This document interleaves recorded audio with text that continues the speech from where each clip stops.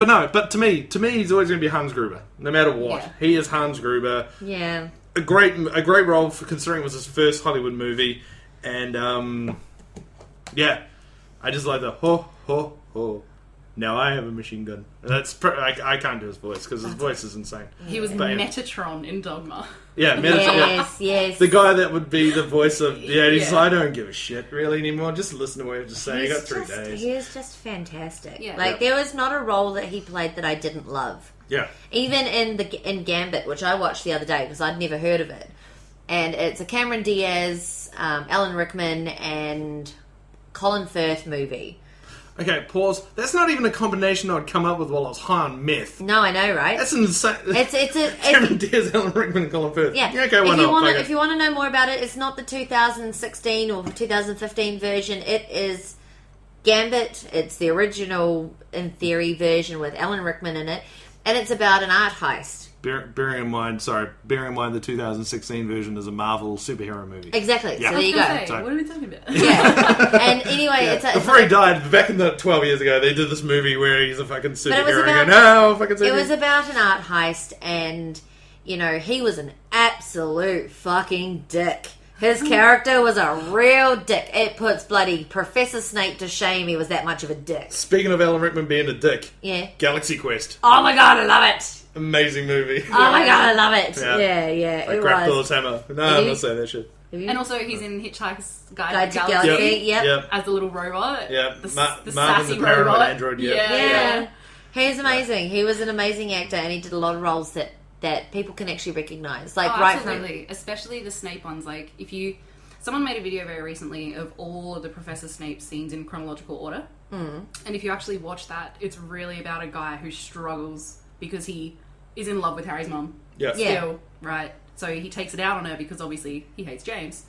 But he ends up, really caring for this kid. Like, basically giving his life for the kid, pretty much. Yeah. So it does teach a lot of kids about being selfless who watch that growing up. And you can pray that it kind of improves the generation a smidge, but... Yeah, exactly. Well, I think back when they were filming the third one, I think it wasn't that she still hadn't finished the books.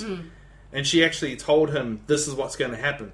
And there's a line that he says, I can't remember what the context is, but he says always. Yes. It's something like, I'll tell you. Yeah. I'll tell you. Okay, so basically, he walks into Professor Dumbledore's office, really emotional scene, and Snape's just basically had this revelation, and it's the first time you really see Snape open up.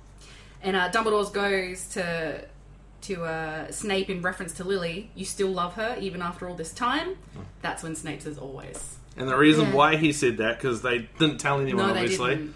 The reason why is because, as you said, she said to him, look, you still love Lily, even though James fucked you over, or however, because I don't know. James and you shouldn't like Harry because Harry's from James and blah, blah, blah. And he looks just like his father. But basically... But has Lily's eyes. Yeah. But basically because Snape loves Lily so much, and even after death and all that kind of stuff, he's still going to help out her memory. Yes. Her thing absolutely. by looking after the kid, even though he despises James and hates Harry at the beginning. But then kicks into it's a memory he does, I think, when he's teaching Harry occlumency in the 5th book, isn't it? Yeah.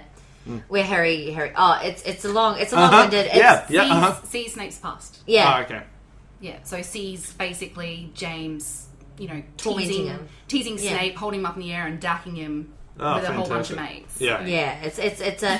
You'd have to watch it, you'd have to read the books to really, truly understand the character. The books definitely are a bit more emotional than Snape. Oh, definitely. I'm up to the 6th book at the moment. Again, the 6th book at the moment, and it's, wow. It's intense. It is. Yeah. But anyway, he does the role really well. Like, you read those books and you can see Alan Rickman. It's very hard to not picture someone else as being Snape when you're reading it. Well, the worst thing is I saw the movies before I read the books, so every time I read them, it says, oh, there's the Hermione, there's the thing. So I don't have that mental thingy. I think they were the first books that actually made me weep. Like, not just cry, but physically, like... Oh my gosh, yes, especially the one I'm reading now. Which is great, because... Have you read them all?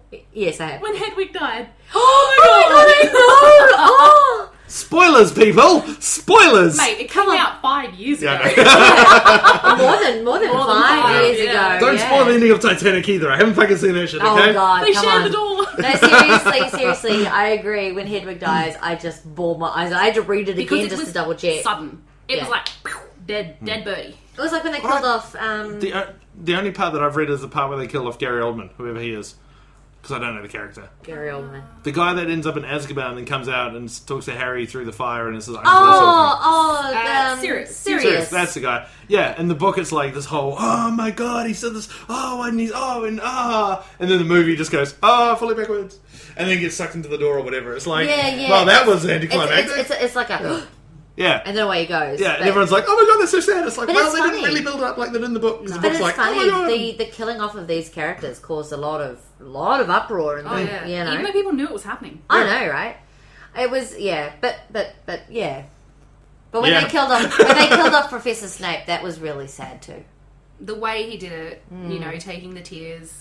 And he finally understood what Snape was doing, which I thought was... Yeah, Harry realised, and he must have just felt like the biggest cunt. I agree, And the way that Alan Rickman played that in the movie was just so intense You felt and bad emotional. for him. I You really cried. did, yeah. I cried in that bit. He was a douchebag until, like, for me, who hasn't read the books, he was a douchebag, and then it was like the last book, it was like, the last movies, and it was like, oh yeah, okay, fair enough then. Yeah, You have to go back and watch it again and go, oh, okay, fine. Yeah. But Yeah. anyway, so thank you for listening to this Harry Potter podcast. Only the last 10 minutes. Yeah, Come no, on. I don't care.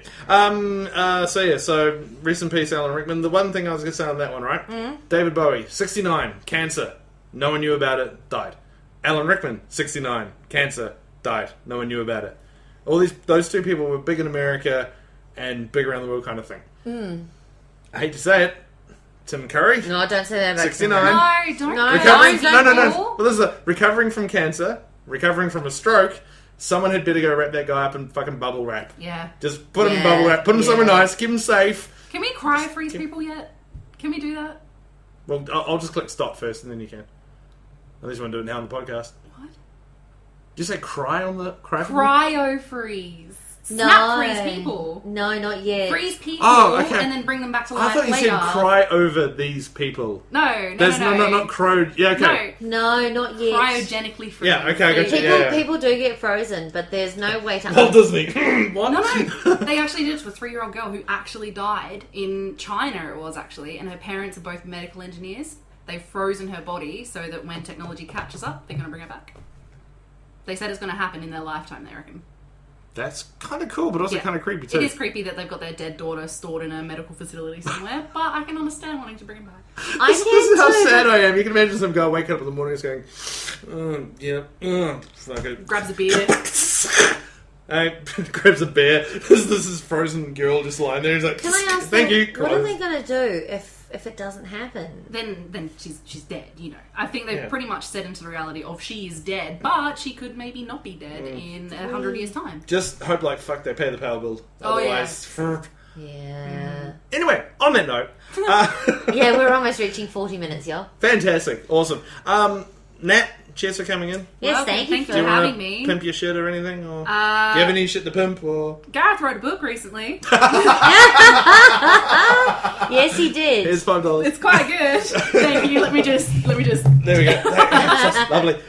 No, Keep your eye out for Nat's book too, coming out shortly. Maybe. soon. I'll make Definitely. it. It's I'll make brilliant. it. I've read the first 3 lines because Gareth took the phone off me and I'm already hooked. So there you go. Yes, I am. Don't worry, she I am. had to read the first 3 chapters of my book, which, funny enough, is almost the whole story before she was hooked, so it's fine. I prefer books like that though. Like I said to Gareth, they're good dunny books. Yeah. Yes. Because I spend 40 minutes in the dunny. Yeah, It's that's- fantastic. And my book's 41 Sometimes pages. read it jumped on. twice. Yeah, And exactly. for our American listeners, a dunny is a toilet. Oh yeah. yeah. Anyway, thank you so very much. We'll tell more when Nat finally releases a book.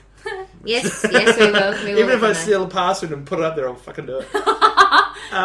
Well, it's getting there. It's still League of Nothing- Legends nothing- 101. Nothing's stopping me from technically releasing it on Amazon Create Space, but I want to make sure it's perfect. So Fair enough. I should probably do mine too. I haven't done Maybe that. that'll be another segment we can talk about. Yeah, Publishing books. yeah. Yes, definitely. Because anyway, thank you so very much. Put all the information on that on our website, GRRS08E03. Until then, next week too, we should have some pretty cool announcement. Oh news. yes, we but have. we're not allowed to talk about it now because but we'll talk about it later. Yes, indeedy. Bear in mind that fucks over everyone in America, but it's fine. Anyway. All right, take care, have a good one, and yes, we'll see you drive later. safe. Bye. Don't drink and drive. Don't drug and drive. Don't pack drugs into a foosball. Just in your body. Just stick it in your clunge, you'll be fine. Bye!